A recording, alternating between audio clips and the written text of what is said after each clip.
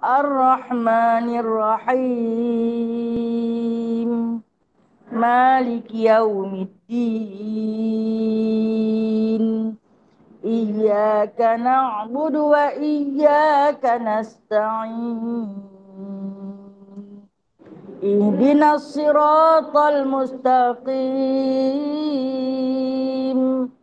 Siratal ladzina an'amta 'alaihim ghairil maghdubi 'alaihim waladdallin. Surah Kahfi ayat 101 hingga 110. A'udzu billahi minasy syaithanir rajim.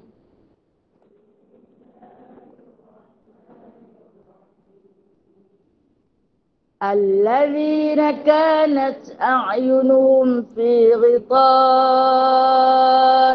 عن ذكري وكانوا لا يستطيعون سمعا أفحسب الذين كفروا أن يتخذوا عبادي من دوني أولياء إنا أعتدنا جهنم للكافرين نزلا قل هل ننبئكم بالأخسرين أعمالا الذين ضل سعيهم في الحياة الدنيا وهم يحسبون أنهم يحسنون صنعا أولئك الذين كفروا بآيات ربهم ولقائه فحبطت أعمالهم فلا نقيم لهم يوم القيامة وزنا ذلك جزاؤهم جهنم بما كفروا واتخذوا آياتي ورسلي هزوا إن الذين آمنوا وعملوا الصالحات كانت لهم جنات الفردوس نزلا خالدين فيها لا يبغون عنها حولا قل لو كان البحر مدادا لكلمات ربي لنفد البحر قبل أن تنفد كلمات ربي ولو جئنا بمثله مددا قل إنما أنا بشر مثلكم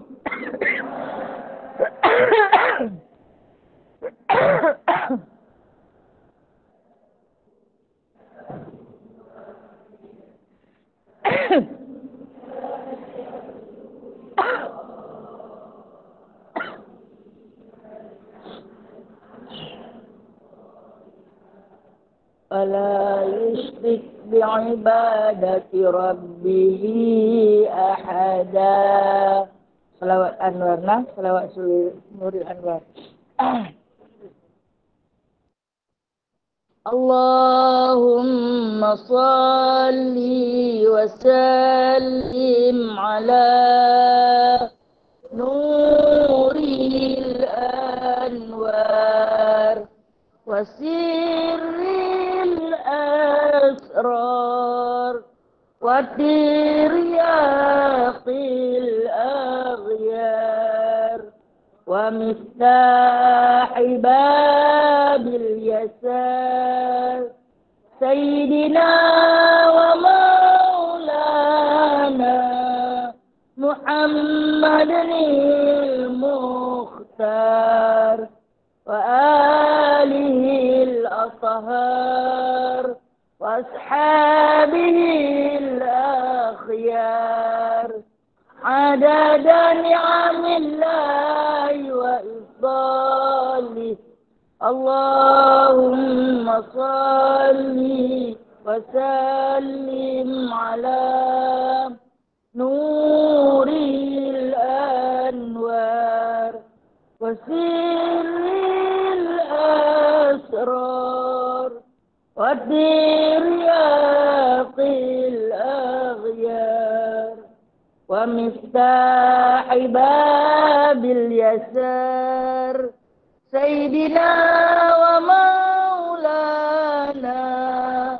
محمد المختار وآله الأطهار وأصحابه الأخيار عدد نعم الله وإفضاله اللهم صل وسلم على نور الأنوار وسر الأسرار وترياق الأغيار ومفتاح باب اليسار سيدنا ومولانا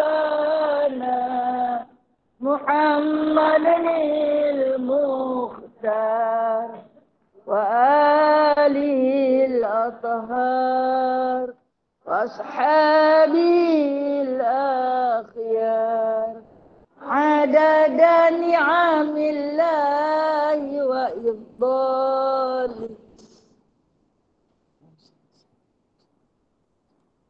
Larak lagi kah? Ha? Alhamdulillah. Apa ya? Kita baca nasihat Rasulullah lah. Boleh nak? Ustazah ni asyik berlagu je. Tak apa dah. Sengang sikit. Bismillahirrahmanirrahim. Huwa. Di sini tak ada huwa. Buah pula. Huwa. Nak sebut siapa dia ni.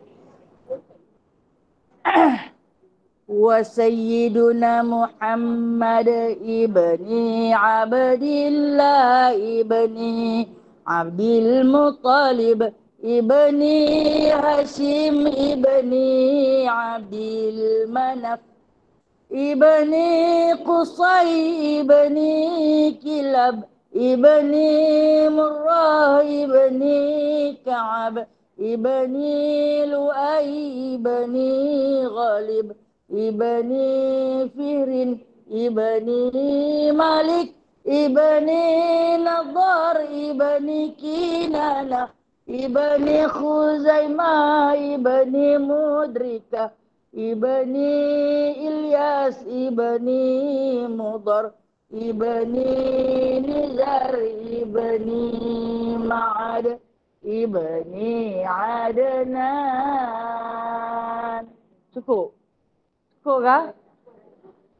Huwa Sayyiduna Muhammad ibnu Abdillah ibni Abdul Muttalib ibni Hashim ibni Abdul Manaf ibni Qusay ibni Kilab ibni Murrah ibni Ka'ab ibni Lu'ay ibni Ghalib ibni Fihrin ibni Malik ibni Nadar ibni Kinanah ibni Khuzaimah ibni Mudrikah ibni Ilyas ibni Mudar ibni Nizar ibni Ma'ad ibni Adnan.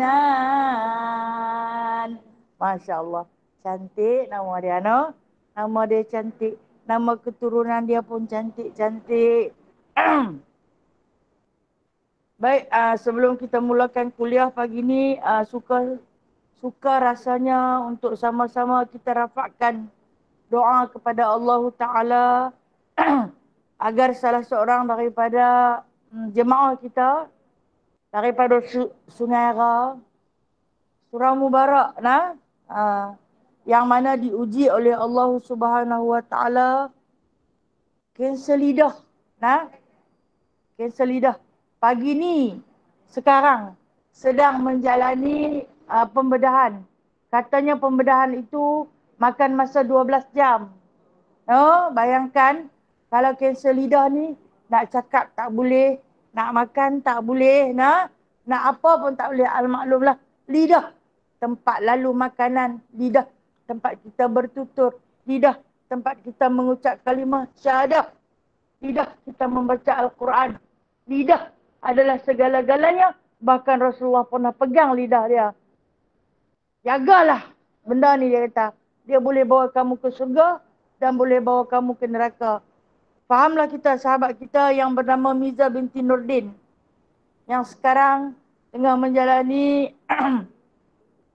pembedahan kanser mulut dan lidah ini di Hospital Besar Pulau Pinang. Jadi kita mohon untuk sama-sama yang berada dalam ni, bukan nak minta duit. Selalu saya minta duit, hari ini nak minta doa.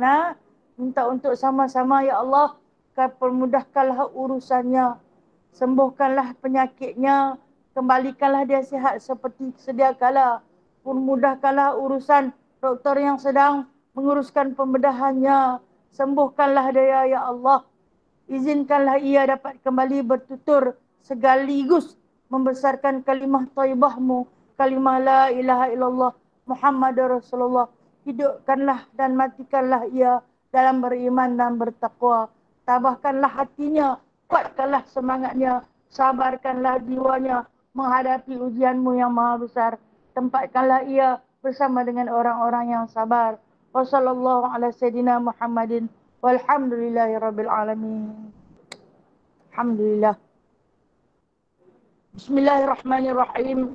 Rabbi shrah li sadri wa yassir li amri wahlul 'uqdatam min lisani yafqahu qawli. Allahumma salli ala sayyidina Muhammad wa ala ali sayyidina Muhammad. Rabbi yassir wa la tu'assir, Rabbi tamim bi khair ya karim. Subhanaka la ilma lana illa ma 'allamtana, innaka antal alimul hakim, innaka antas sami'ul alim, innaka antat tawwabur rahim. Amma ba'du, fa ya ibadallah. Alhamdulillah, lafaz yang teragung kita lafazkan kepada Allah Ta'ala atas izinnya, kurniaannya, kesihatan yang diberikan kepada kita, keamanan dan kenikmatan hidup yang tak pernah susah payah. Alhamdulillah, pagi ni kita dihidupkan kembali, sama-sama duduk bersama. Kita bayangkan, ini nikmat paling terbesar bila mana Allah Ta'ala jemput kita untuk mana-mana majlis ilmu. Nikmat paling besar, rezeki paling besar. Berapa ramai di kalangan sahabat-sahabat kita yang tak dapat hadir, yang tak dapat ikuti dalam kuliah alam maya ke atau secara alam nyata, oleh kerana kekangan masa ataupun gangguan keamanan pada kehidupan, gangguan kesihatan dan sebagainya. Alhamdulillah, kita Allah jemput. Terima kasih. Terima kasih ya Allah. Tak ada lafaz yang lebih terindah untuk kita rafakkan kepada Allah. Dan sebelum kita mulakan kuliah pagi ini, suka rasanya saya sampaikan salam daripada saudara-saudara kita daripada kampung Iboi di Baling. Kemarin Alhamdulillah saya bersama para sahabat, dan juga terima kasih kepada Kak Sarima yang berusaha menjadi orang perantaraan, memudahkan urusan kita di sana. Saya bawa 17,000 lebih hasil kutipan daripada ukhuwah muslimah sekalian. Alhamdulillah ya Allah. Jazakumullah syukran katsira. Kami bagi perhabis duit tu. Pandai tak belanja? Pandai belanja dah. Kami bagi perhabis duit tu. Hinggakan duit RM1 pun kami kumpul, kami bagi perhabis. Alhamdulillah. Amanah yang telah pun dikirimkan oleh puan-puan sekalian, sama ada yang ada di dalam bangunan ni, atau yang ada di alam maya, atau yang tak ada mungkin yang bagi tahu anak dia, abang dia, kakak dia, adik-beradik, dan ada sahabat kita 2 orang yang berada di Mekah, kirim juga Bain juga berbesar hati. Bila kita kumpul daripada sahabat-sahabat kita semua, maka terhasillah jumlah yang banyak. Nah, kalau kata seorang macam saya ni lah 17,000 mama tak mampu. Nah, perempuan mungkin mampu. Nah, tapi bila kita agih-agihkan, Masya Allah, doa yang dilafazkan oleh mereka pada setiap kali kita sampaikan duit dah, memang meruntun hati. Walaupun doa tu doa selalu kita terima. Tapi bila orang yang ditimpa musibah tu yang berdoa untuk kita, nah, rasa dia masuk sampai ke dasar hati. Nah, semoga Allah murahkan rezeki ikhwah muslimah, dipanjangkan umur, disihatkan tubuh badan, dimatikan dalam iman, singgah di hati saya. Nah, menangis. Nah, bila mana menerima doa dari insan-insan seperti itu. Walhal doa itu selalu kita rafakkan. Nah, amin ya Allah, amin ya Allah. Terima kasih. Terima kasih. Saya kata perempuan begitu hebat. Nah, di mata Allah Ta'ala. Lebih hebat di mata saya. Baik. Ana, hari ni suara tak apa nak elok. Buat show hari-hari di lagu tu mana. Supaya kita tengok kepada sambungan hari ini kitab 10 sahabat yang dijamin syurga. Nah, muka surat 13 sifat. Nah, betul kan? Kita takut saya tersilap. Okey, baik. Alhamdulillah. Bismillahirrahmanirrahim. Sifat. Perbicaraan kita tentang sifat. Sifat siapa? Sifat kemuliaan, kemurahan Sayyidina Abu Bakar As-Siddiq radhiyallahu an. Bila saya sebut radhiyallahu an, sambut nak radhiyallahu an.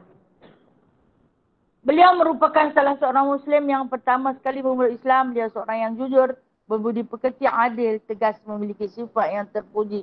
Ini selalu dibicarakan tentang kelebihan, kemuliaan sifat yang dimiliki oleh Sayyidina Abu Bakar As-Siddiq, yang mana mendapat julukan ataupun kunyah, laqab, gelaran daripada baginda sallallahu alaihi wasallam dengan nama As-Siddiq, seorang yang benar. Dia terkenal dengan Al-Amin, seorang yang jujur, berbudi pekerti, adil, saksama dalam pembahagian, dalam menimbangkan hukum, dan yang mana dia mendapat julukan ataupun kunyah daripada Nabi sebagai As-Siddiq. Di antaranya adalah ia satu-satunya sahabat yang membenarkan perjalanan Isra' Mi'raj baginda sallallahu alaihi wasallam. Walaupun di kalangan para sahabat yang lain merasa ragu-ragu, tapi dia penuh keyakinan bila mana Rasulullah jumpa dia. Rasulullah beritahu, semalam aku diperjalankan daripada Mekah ke Madinah, daripada Madinah terus ke Al-Aqsa. Dia duduk, dia dengar. Dia adalah orang yang pertama yang Rasulullah temui selepas Rasulullah balik daripada Isra' Mi'raj. Pagi tu Rasulullah jumpa dia dulu. Lepas tu Rasulullah kata bukan terhenti di situ. Bahkan aku juga di Mi'rajkan. Tadi Isra' dibawa jalan pada waktu malam.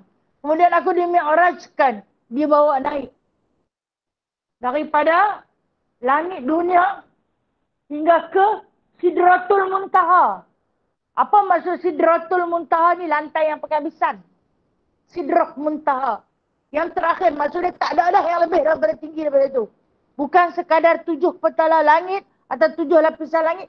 Bahkan yang lebih, sampai tak ada dah yang lebih. Kerana Allah saja yang tahu. Apa jawab Abu Bakar As-Siddiq? Benar. Aku percaya. Dia tak tanya hang dia betul. Nah, pergi waktu bila? Pas maghrib aku pergi. Pagi yang dah sampai, agak-agak lah. Kalau kita naik kapal terbang pun nak pergi Masjidil Aqsa, malam maghrib aku pergi, pagi ni aku main mengajak punya pembohong ustazah tu. Tapi Abu Bakar As-Siddiq, walhal zaman Rasulullah tu ada kapal terbang tak? Tak ada. Kereta pun tak ada. Mutu pun tak ada. Habis sangat, kuda, unta, baral, kenderaan. Tapi bila-bila Rasulullah mai cerita terus kat Abu Bakar, aku dibawa jalan sampai sekian punya jauh, tempat yang paling jauh. Han ceritalah tempat yang paling jauh, Sidratul Muntaha, paling jauh. Tapi pagi-pagi, belum fajar menyingsing dah ada. Terus Abu Bakar kata, betul ya, aku percaya. Benar. Sedekah. Rasulullah kata, ini memang betul-betul. Betul. Ha. Benar, sesungguhnya dia benar. Sebab hati dia dengan hati Rasulullah ni satu. Jadi, tidak ada perasaan berbelah bahagi, syak wasangka ataupun ragu-ragu ketika mana mendengar Rasulullah berbicara. Tak lain dan tak bukan apa yang Rasulullah kata, illa wahyun yuha. Kecuali apa yang telah pun Allah Ta'ala wahyukan kepada dia, baru dia cakap. Kalau Allah Ta'ala tak wahyukan kepada dia, dia tak cakap. Mustahil Allah akan mewahyukan seluruh Nabi itu menipu. Takkan Allah Ta'ala kata Habib mau mana. Dia tak boleh jadi Allah. Nah, yang suka suruh menipu. Tuhan yang suka suruh menipu ni, dia tak boleh jadi Allah. Dia tak boleh jadi Tuhan yang layak disembah. Maka Sayyidina Abu Bakar adalah di antara insan yang menerima dengan hati yang sebulat-bulatnya tanpa ada berbelah bagi, benar. Dia dapat gelaran Siddiq. Terus Rasulullah tak panggil dah ya Abu Bakar. Nah, lepas tu Rasulullah tak sebut dah ya Abu Bakar. Wahai Abu Bakar, tak panggil dah. Terus Rasulullah panggil dia As-Siddiq. As-Siddiq. Nah, dapat kita panggil Siddiq. Nah. Demikian juga dengan pemurahnya. Nah, saya tak baca secara detail, tapi setiap perenggan kita cuba kupas. Nah. Demikian juga beliau sangat pemurah dan sangat belas kasihan kepada umat Islam. Yang mana ingatkah kita kepada peristiwa penyiksaan Bilal bin Rabah. Abu Bakar melalui tempat penyiksaan ketika Umayyah bin Khalaf sedang menyiksa Bilal. Abu Bakar pun membelinya dengan pertukaran dengan seorang anak muda berkulit hitam. Namun begitu ada pendapat yang menyatakan bahawa pembayarannya merupakan 7 atau 5 uqiyah perak. Setelah membelinya, Abu Bakar pun memerdekakannya. Ceritakan sejarah. Saya pernah cerita dah. Lebih daripada 2-3 kali. Sejarah pembebasan Bilal bin Rabah. Ketika mana Sayyidina Abu Bakar melintasi tempat penyiksaan yang sedang dihadapi oleh Bilal bin Rabah. Disiksa oleh tuannya, yakni Umayyah bin Khalaf. Dengan siksaan yang amat dahsyat. Nah, Bilal bin Rabah seorang hamba. Dia keturunan. Mak ayah dia hamba. Nah, dia ada seorang abang. Nama Salman. Dijual. Nah, dijual ke Yaman. Alhamdulillah, Salman bernasib baik. Dapat tuan yang baik. Nah, tak siksa, kerja tak teruk. Dilayan, diberi makan dan minum dengan secukupnya. Sementara Bilal bin Rabah duduk dengan mak ayah dia. Menjadi hamba ibu dan ayah hingga mati. Mati disebutkan mati dalam keadaan kebuluran dan terlampau sejuk. Musim sejuk, terlalu sejuk. Orang tak bagi kain selimut. Orang tak bagi kain untuk mereka tutup kulit yang sejuk. Allah. Sampai mati. Di antara salah satunya, orang kalau sejuk ni dia datang kan. Kita suka kata hujan-hujan ni. Itu kalau disebut hujan-hujan ni, dia nak cari makan tu. Dia ada intonasi hujan-hujan ni. Kalau dapat ayat kopi, cicah dengan roti pak segi lemak sedap. Hak tu je. Kalau dapat cok kodok ni sedap. Dia ada intonasi dia. Dia nak cari makan. Mula dia nak beli selongkak apa yang ada lah. Bayangkan orang yang sejuk, kelaparan, mati dalam kebuluran. Awak bila berubah tak hadapi ke suasana ini, dia juga menghadapi. Tapi dia muda. Dia muda. Bertahan. Bertahan. Di antara makhluk yang Allah Ta'ala pilih untuk mula-mula mengenal Islam, antara ialah Bilal bin Rabah. Seorang hamba Habasyi berkulit hitam legam. Tak elok sangat, hitam legam. Memiliki bibir mulut yang tebal. Tapak tangan dan tapak kaki yang tebal. Sehingga kan kalau dia jijak, tanah dia tak rasa panas pun. Kematu. Tak pernah berkasut. Tapi hidayah masuk. Mungkin kulit dia tebal, hati dia nipis. Cahaya hidayah Allah tembus menembus singgah ke hati. Sehingga kan dia dengan berani mengatakan kepada Umayyah, aku pengikut Muhammad. Dengan berani. Buktikan, terus dia buktikan bahawasanya tidak ada Tuhan yang layak disembah melainkan Allah. Dan Muhammad itu adalah hambanya dan pesuruhnya. Surah Allah. Tukar Bilal, tukar pengakuan kamu. Aku takkan tukar. Tukar Bilal. Nak jadi macam yang lain kah? Aku takkan tukar. Nak jadi macam Sumayyah kah? Aku takkan tukar. Dah disaksikan kan Sumayyah pun hamba juga. Pun dia kata aku takkan tukar. Sesekali aku takkan tukar. Itulah penyiksaan demi penyiksaan dilakukan sampailah saat dia dibogelkan. Diheret di tengah panah. Kemudian diletakkan di tengah panah lalu dipukul. Bila dah pukul, luka tu dah nampak merah. Habis sampai tak ada ruang.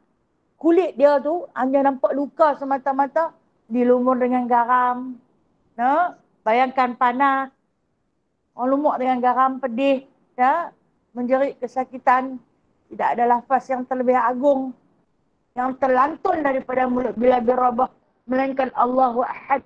Allahu Ahad. Allahu Ahad. Sampai hilang Allahu. Tinggal Ahad. Ahad. Allah. Ahad. Allahu Akbar. Hebat. Hebat. Dalam kesakitan. Nyawa di hujung tanduk. Perkhabaran ini sampai kepada telinga Abu Bakar As-Siddiq. Sampai kepada Nabi SAW. Tuhan saja yang tahu betapa pilu hati baginda mendapat khabar. Macam kita rasa pilu dengan saudara kita yang diuji. Apatah lagi Rasulullah yang ketika itu Islam baru menapak di bumi Mekah. Jadi Abu Bakar ni seorang sahabat yang tak boleh tengok kalau Rasulullah menangis. Dia tak boleh tengok. Tangisan Rasulullah sentiasa mengiris hati dia. Dia pergi dekat tempat Bilal disiksa. Memang penyiksaannya amat sangat. Sampai dikatakan bila dah letak batu besar di atas dada dia tu, tenggelam . Makin hari makin tenggelam. Dia penat di atas tu, dia panggil apa? Hindik ke? Pijak, lompat. Dan akhirnya dia tenggelam, hanya yang tinggal kepala dia saja. Dan liah yang sedang berpetik. Ahad yang keluar daripada mulut dia. Bila Abu Bakar lalu di tempat tu, Allahu Akbar. Tak sanggup. Macam mana kuat dan hebatnya hati yang dinamakan As-Siddiq ini. Sampai di tempat penyiksaan, berhenti. Mendengar lantunan bisikan Ahad itu. Allah. Bayangkan kalau kita duduk di situ. Kita kalau tengok orang aksiden putih jari ke, pun kita tak boleh berhenti. Tak boleh tengok. Tengok orang kata depan tu aksiden di sini, kita jantung duduk. Tak tengok lagi. Jadi apatah lagi nak melintasi tempat penyiksaan. Sebab tu kata, apa yang dia ada dia sanggup bagi. Janji dilepaskan. Insan yang sedang disiksa itu adalah insan yang sedang meninggikan kalimah Allah.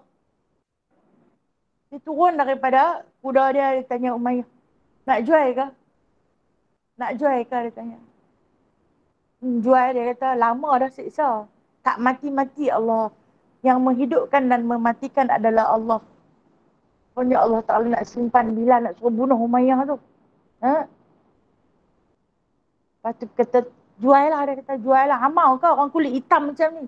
Budak kulit hitam macam ni amal kau? Dia mau, dia kata, dia mau. Ada berapa banyak? Kalau dalam kitab ni, dia bagi tahu di antara 7 atau 5 uqiyah. Uqiyah ini oncang besar. Atau disebut kalau kita kata kalau timbangan, dia menggunakan timbangan gantang. Gantang perak, 7 gantang perak. Ataupun kalau ditukarkan dengan harga emas, 100. 100 keping emas. Dia nak beli Bilal bin Rabah. Mula-mula dia kata, Ambil sajalah, dia kata. Nak buat apa, dia kata. Lama dah aku seksa, tak mati-mati, liat nyawa dia ni. Apa dia kata? Tapi jangan ambil hari ni, dia kata. Esok ambil. Punya jahat orang munafik ni lah. Esok pagi-pagi dia sampai nak ambil. Aku tukar fikiran lah. Kemarin kau ambil saja, hari ni kita jual. Hari ni kita jual. Mula dia tawarkan satu, Uqayyah. Kata Abu Bakar As-Siddiq, aku sanggup. Naik sikit. Punya jahat. Berbeza dengan kita kalau nak beli sesuatu barang, kita akan minta tawar kan. Minta murah. Tapi apa yang dilalui oleh Abu Bakar As-Siddiq? Dia pun makin penat harga. Ini bila kita berjual beli dengan puak munafik. Dia makin penat harga. Naik harga jahatnya. Tahu tak hari ni ada tau panggil orang macam tu. Tahu tak? Jaket kapal terbang. Setiap saat, setiap minit, naik harga dah. Setiap minit. Dalam kita duduk KL 20 lama ni. Dia nak. Dia pergi sampai sekali ganda. Punya munafik lah dia ni. Ada orang kerja kapal terbang lah ni. Minta maaf. Minta maaf. Ni kerja saya tahu.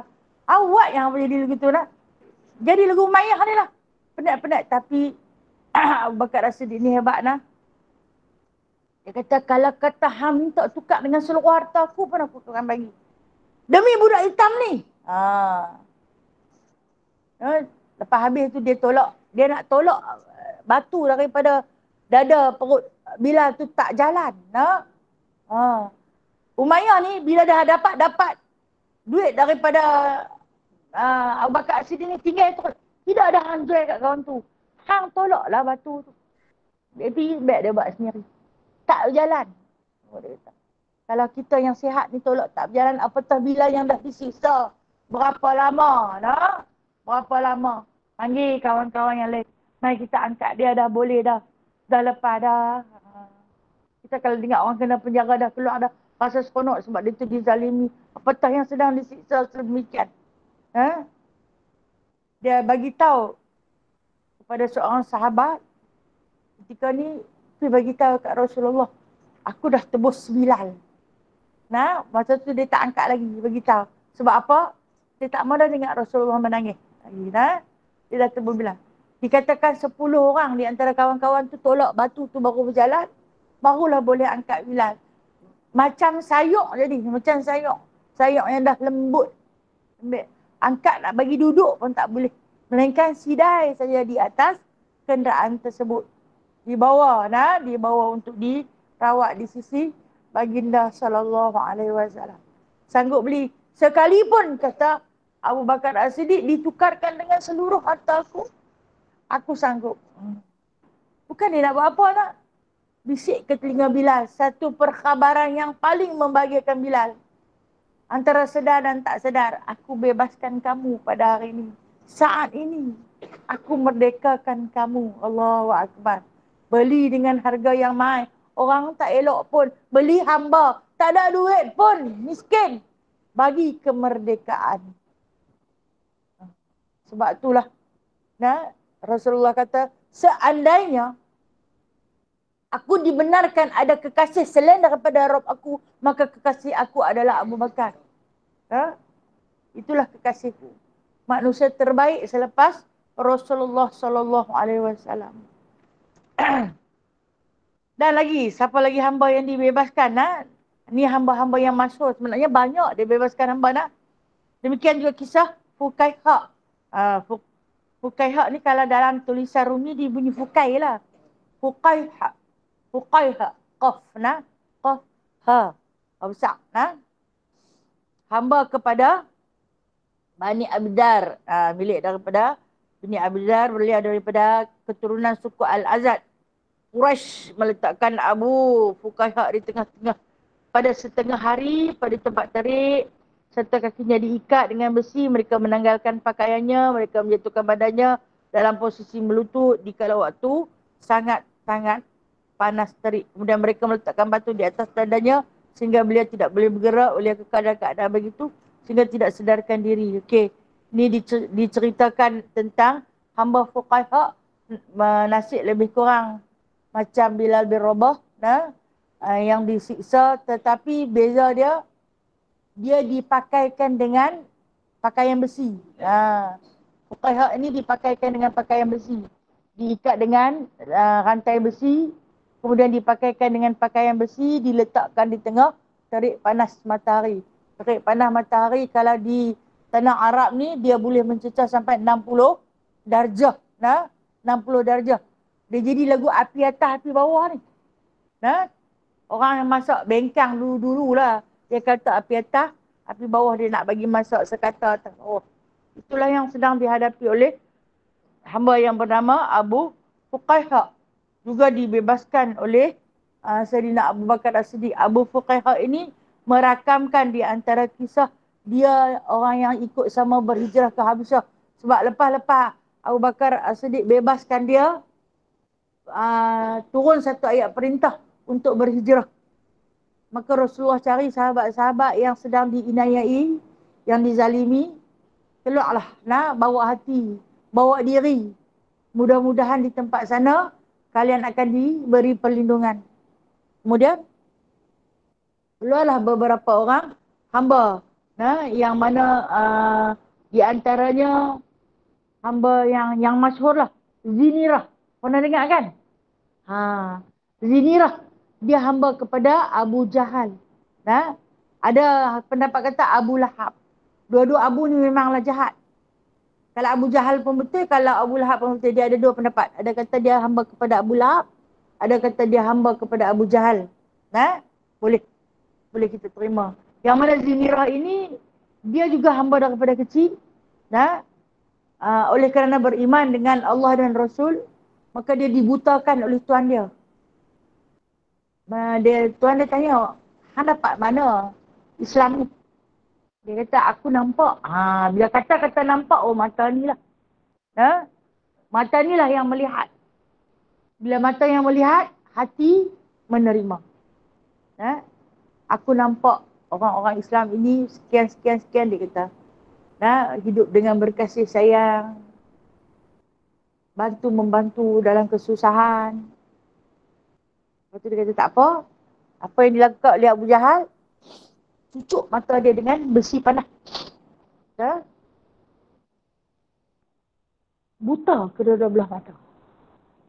Buta. Bila buta kedua-dua belah mata, penyiksaan yang diterima oleh Zinirah ini sampai ke penegaran pengetahuan Abu Bakar As-Siddiq, beli. Beli hamba. Lepas tu waktu dia pergi beli ni, dia kata dekat dia, hang beli, nak boleh buat apa? Mata pun tak nampak. Beli orang buta buat balik mai, jenuh nak bela. Dia kata, pasal apa mata dia buta? Abu Bakar tanya, kenapa mata Zinirah ni buta? Dia buta sebab dia menderhaka kepada Lata dan Uzza. Kerana dia menderhaka kepada Lata dan Uzza, maka dia dibutakan. Jawab terus Zinirah, aku buta kerana aku mencintai Allah. Aku buta kerana aku mendaulat kalimah la ilaha illallah. Dan yang membuta aku adalah Allah. Dan yang memberi penglihatan kepada aku adalah Allah. Sambil dia menangis. Dan menangis tu keluar air mata darah tu. Mata kan luka. Kalau sakit mata pun sudahlah. Patah lagi yang ditusuk dengan besi. Lepas tu Allah Ta'ala bagi dia nampak. Masya Allah. Allah bagi dia nampak. Terus dia dapat melihat. Dibebaskan oleh Abu Bakar As-Siddiq. Kemudian ada lagi Ummu Ubais. Perempuan juga dengan anak dia yang disiksa. Kemudian Ummu Nadirah. Perempuan juga hamba kepada Umar Al-Khattab. Masa ni Umar Al-Khattab tak masuk Islam lagi. Umar Al-Khattab dia suruh buat kerja teruk. Dia beli dekat Umar Al-Khattab. Dia bebaskan. Kemudian lagi yang disebutkan yang menjadi peneman kepada Nabi SAW dan juga teman kepada Abu Bakar As-Siddiq di dalam penghijrahan. Waktu Rasulullah berpindah ke Madinah, hamba dia yang bernama Amir bin Fahirah. Nah, teman dia. Teman dalam perjalanan sampai di Madinah, aku bebaskan. Nah, hebat. Dia bebaskan hamba. Kemudian, oleh kerana keadaan gawat ekonomi di Mekah, dia berpuasa setiap hari kecuali hari Jumaat je. Seminggu ada 7 hari, dia puasa 6 hari, dia buka sehari. Hari Jumaat sahaja. Kata baginda SAW, kalau diukurkan amal ibadah Abu Bakar As-Siddiq dengan sebelah kaki kiri dia, diukurkan dengan seluruh umat manusia sampai hari kiamat tak boleh sama dengan sebelah kaki kiri dia. Hebat. Punya hebat manusia ni. Macam mana Rasulullah didik mereka no? Sampai kepada tahap tu. Okey, kita tengok teguran ayah. Surat 15, teguran ayah. Kita tahu ayah dia Abu Quhafah di antara orang yang terlewat memeluk Islam, iaitu pada hari pembukaan kota Mekah tahun ke-8 Hijrah. Tahun ke-9, tahun ke-10 baginda buat haji wada' dan kemudian baginda wafat. 3 tahun sebelum kewafatan Nabi, baru ayah dia masuk Islam. Berbeza dengan dia, lelaki pertama memeluk Islam. Baik, kata ayah dia, aku melihat kamu membebaskan hamba yang lemah. Jika kamu membebaskan lelaki yang disiksa, aku akan melarangmu. Aku tengok hang ni duk bebas hamba lemah. Beli buat apa? Kalau nak beli hamba, orang pilih hamba ni, nak beli yang sihat. Sekarang orang selok tengok gigi-gigi dia apa. Tengok tubuh badan, tengok kekuatan. Pasal apa? Sebab orang nak suruh buat kerja. Tapi dia pergi cari hamba yang lemah. Hamba yang sedang disiksa, yang sedang diazab. Ayah dia kata, jangan beli yang lelaki macam-macam tu, buat balik mat, tak boleh buat kerja. Yang tu yang dia duk beli. Aku akan melarang. Aku tak bagi, kata ayah dia. Aku hanya menginginkan keredaan Allah, dia jawab kat ayah dia. Aku tak perlukan dia berkhidmat kepada aku, melainkan aku hanya inginkan keredaan Allah. Redha Allah ni susah untuk kita perolehi, no? Dia datang daripada hati. Yang waktu ke hati kita tengah susah, hati kita tengah parah, diuji, orang akan berpesan, redha lah, sabarlah ya Allah. Suruh aku redha dengan benda macam ni. Hang tak tahu aku jadi lagu mana. Sikit sangat kot kita kenal, no? Sikit sangat yang kita kena nak berbandingkan dengan para sahabat. Allah telah menurunkan ayat Quran memuji sikap Abu Bakar dan mencela musuh-musuhnya. Sebenarnya kan banyak ayat Al-Quran tentang cerita Abu Bakar. Antaranya surah Al-Lail ayat 5 sampai 17. Cerita puji pasal dia saja. Antara asbabun nuzul, pasal Abu Bakar As-Siddiq. Ni di antaranya kita baca, di antara surah yang memuji, surah lain, yang memuji tentang Abu Bakar As-Siddiq. A'udzu billahi minasyaitonir rajim. Fa'anzartukum naran talazza la yaslaha illa al-asqa alladzi kadzdzaba wa tawalla. Maka kami peringatkan kamu dengan neraka yang menyala-nyala. Tidak ada yang masuk ke dalamnya kecuali orang yang paling celaka, yang mendustakan kebenaran, yang berpaling daripada iman. Ini di antara ayat yang memuji Sayyidina Abu Bakar As-Siddiq serta mencela orang-orang yang menginayai kepada orang-orang yang dizalimi. Ini hamba-hamba yang dizalimi, sahabat-sahabat Islam yang dizalimi. Tak lain dan tak bukan Allah Ta'ala memperingatkan ayat ini tentang cerita neraka yang bernyala-nyala, yang marak menyala. Abu Bakar ni bila dengar cerita tentang neraka yang menyala-nyala, dia rasa sakit. Seolah-olah kepedihan, kepanasan api neraka tu akan mengenai diri dia. Dia rasa sakit. Dia jadi takut. Dia jadi takut. Maka keadaan itu menyebabkan dia rasa dia yang akan dipilih masuk ke dalamnya. Tetapi Allah Ta'ala mengecualikan beliau di atas sifat pemurahnya. Yang mana kata Allah Ta'ala, allazi kadzdzaba wa tawalla, orang yang mendustakan kebenaran dan yang berpaling daripada iman yang akan masuk ke sana. Jadi dia berusaha untuk tidak sama sekali mendustakan kebenaran dan sentiasa memelihara diri dan hatinya untuk berada di atas landasan keimanan. Maka di antara ayat ini juga ditujukan kepada Umayyah bin Khalaf yang maki celaka tadi tu. Allah Ta'ala boleh maki kita celaka lah.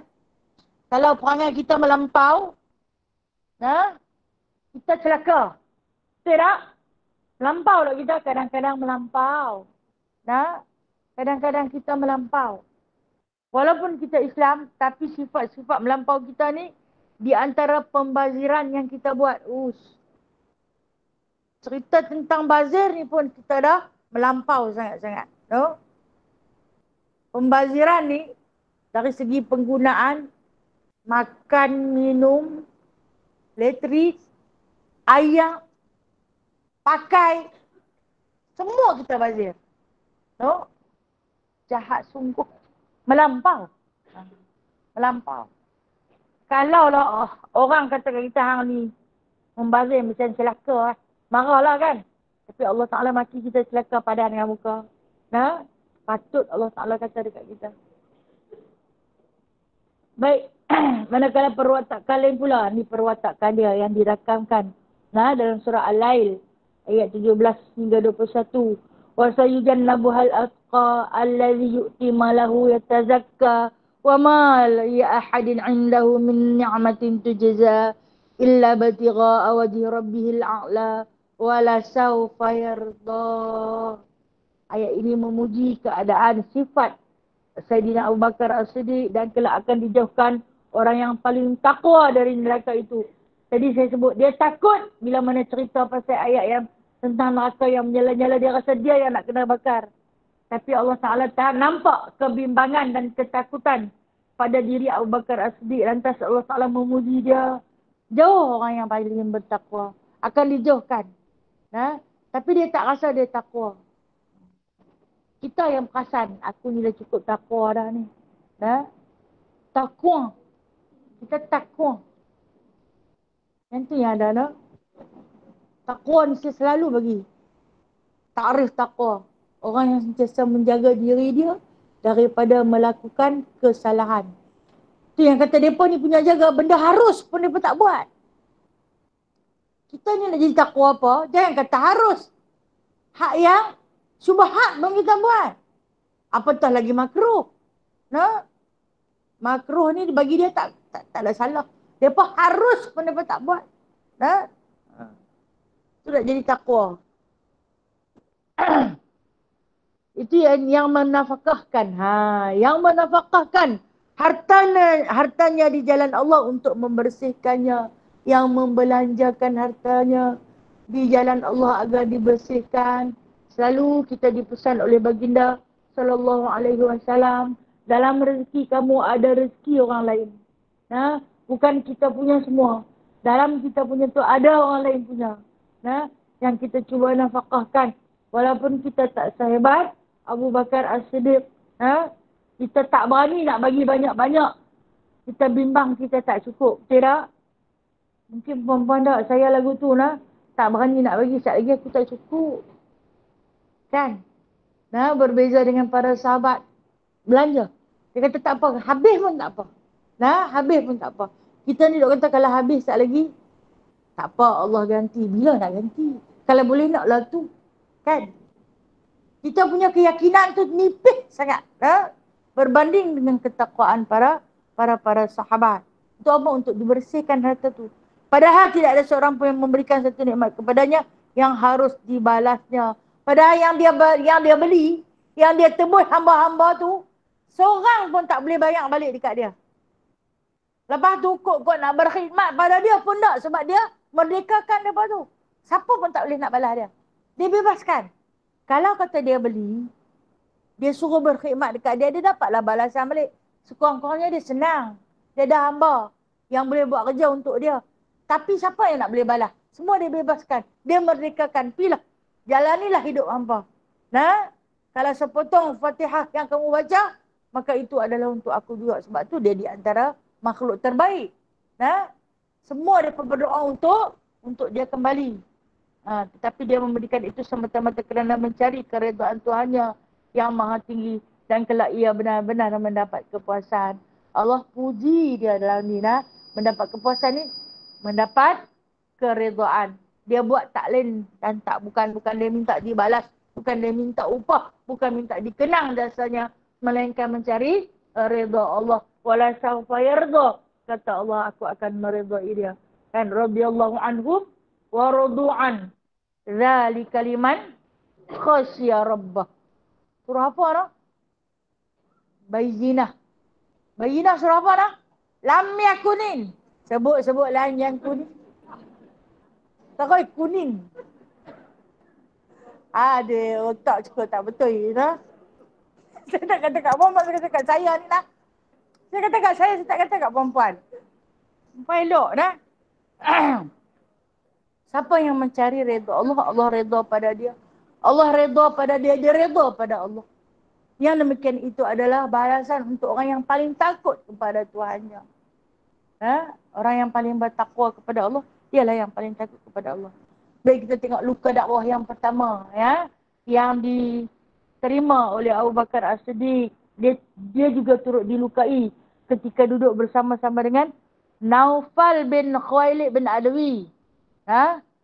Yang tukang siksa dia. Dia duduk dengan Talhah bin Ubaidillah. Talhah bin Ubaidillah ini yang diberi nama gelaran Garuda Allah. Dia di antara sahabat yang ada dalam ni. Akan kita ceritakan.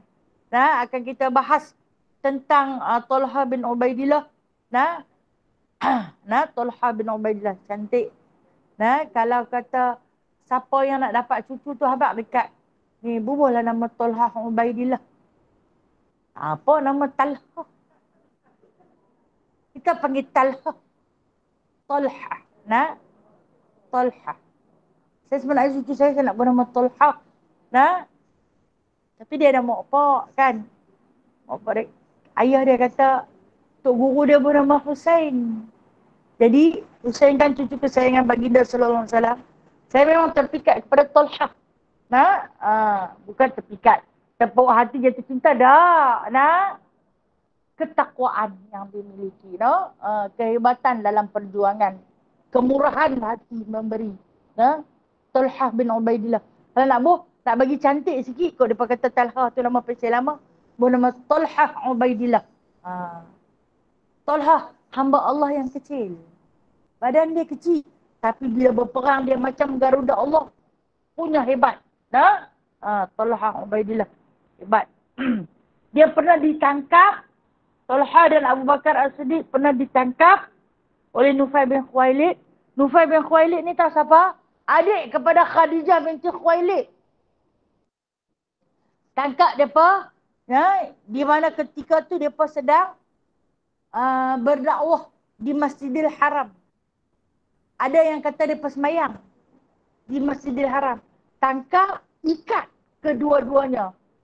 Lalu dipukul. Kita mana ada tengah duduk semayang, orang tangkap pukul. Orang kata pun sudahlah. Orang tak kata, orang tutup lampu dengan kipas. Tengok tu. Kan dia tak nampak kita duduk semayang. Tutup lampu dengan kipas. Punya kedekut. Tu pun kita dah rasa tak mampu dah surau tu. Kedekut dia buat tu. Ada aircon tak mau buka. Ni buka kipas, buka aircon. Dah sejuk dah ni dah. InsyaAllah pemurah mereka ni dah. Terima kasih Kak Ina. Kipas yang ada semua dia buka. Kalau lah kita kata panas lagi apa yang kita mana? Fabi ayyi ala'i rabbikuma tukadziban. Nikmat Tuhan kamu yang mana satukah kamu nak nafikan? Allah Ta'ala bagi kat kita punya banyaklah nikmat. Kesenangan. Siapa pun tak ikat kita Mereka disiksa Yang mana dia kata mereka tidak merasa gerun langsung sehingga mereka dilepaskan. Lepas-lepas tu terus pergi semayang. Yang tadi kena siksa punya teruk tu. Tak takut. Lepas-lepas tu terus semayang. Oleh sebab itu mereka berdua digelar dengan sebagai rakan baik. Teman yang paling baik. Ada dikatakan bahawa yang melakukan sedemikian itu adalah Utsman ibnu Ubaidillah. Serupalah dua beradik iaitu abang kepada Talhah bin Ubaidillah. Ada yang kata abang dia Ada yang kata Naufal bin Khuwailid, adik kepada Khadijah binti Khuwailid. Kira bukannya kata orang lain yang buat tu dah. Orang-orang yang terdekat, orang-orang yang hampir. Bahkan saudara kandung mereka juga memeluk agama Islam. Mendaulatkan syariat Islam. Meluhankan Allah dan juga berasulkan Muhammad SAW. Mereka tangkap. Nah, mereka tangkap. Mereka siksa. Dan kalau boleh, mereka tak mau bagi mati dengan cepat. Kalau mati dengan cepat akan terhenti siksaan itu. Maka dengan sebab itu, disiksa dengan tempoh yang lama. Mudah-mudahan mati di tempat penyiksaan menjadi satu contoh kepada orang-orang yang tengok jangan masuk Islam. Jangan masuk Islam. Masuk Islam kena macam tu. Masuk Islam kena macam ni.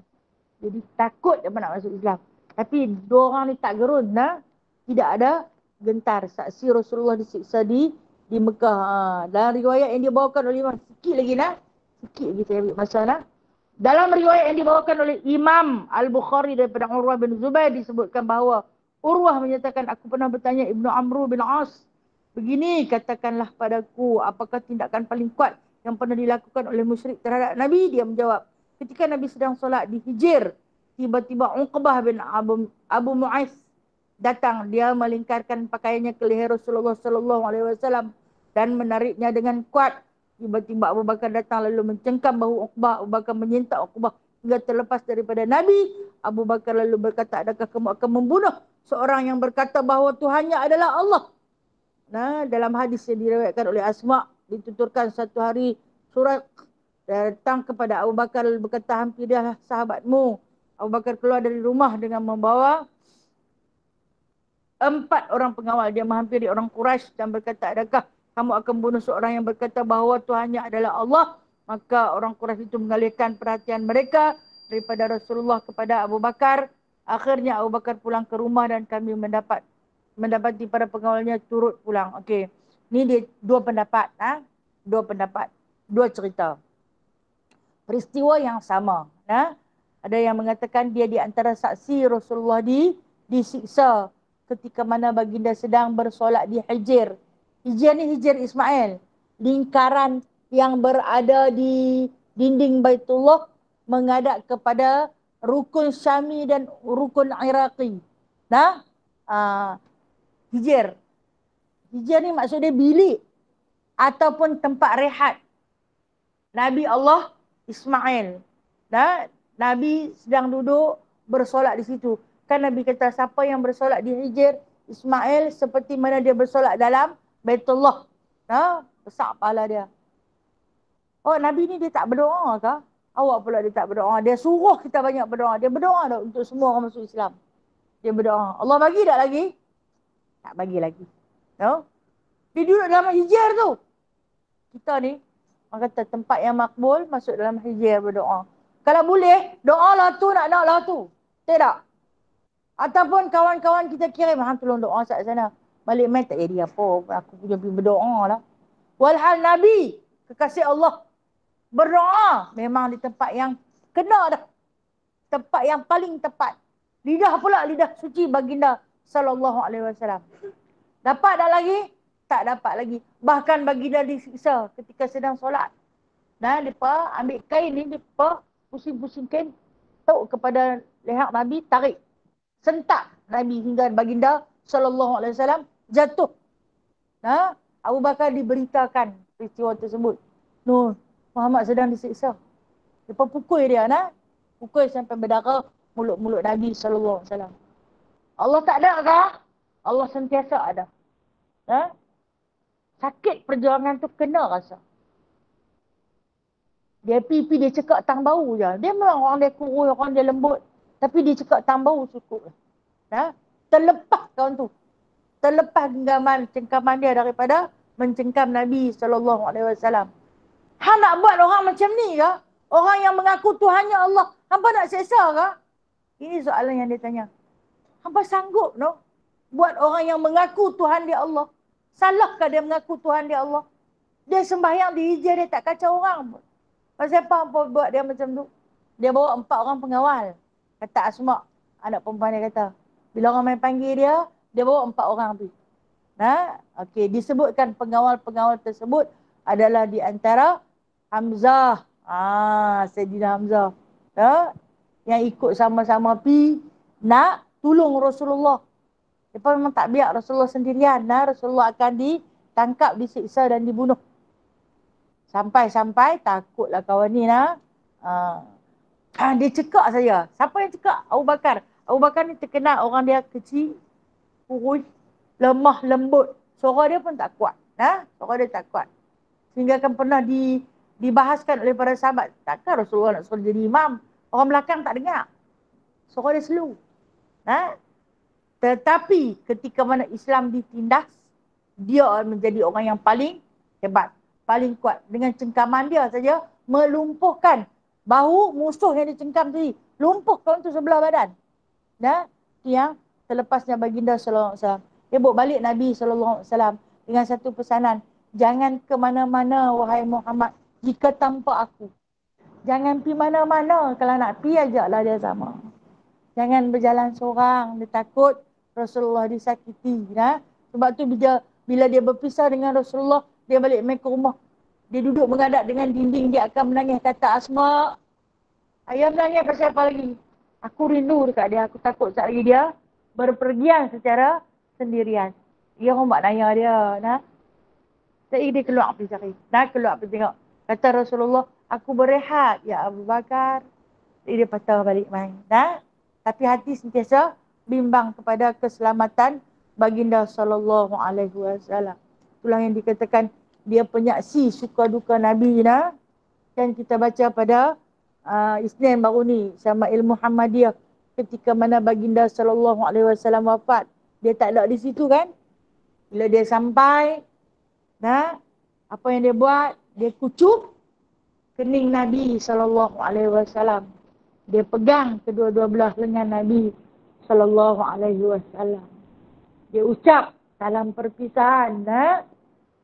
Ya Nabi Allah, wahai kekasihku, wahai utusan Allah, wahai Nabiku. Dengan seruan sambil dia menangis tangisan yang tanpa henti daripada seorang sahabat yang paling setia. Wallahu a'lam.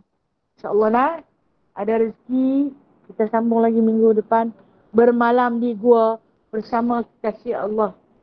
Kalau dah duduk dengan kekasih tidur dalam gua pun tak apa Duduk di atas tanah pun tak apa. Kaki disengat pun tak mengapa. Asalkan dapat bersama kekasih.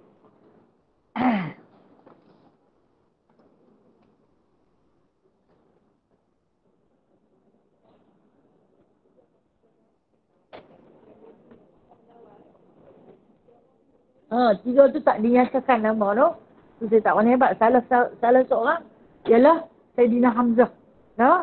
Dan yang tiga lagi tak dinyatakan. Sebab tu Rasulullah kata, lepas dari peristiwa tersebut, masuk Islam pula Umar Al-Khattab. Rasulullah berani pergi semayang di Baitul.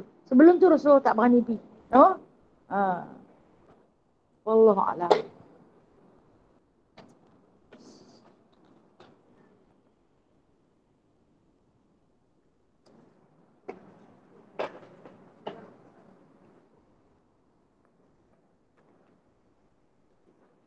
Ada apa nak tanya? Ada soalan nak tanya?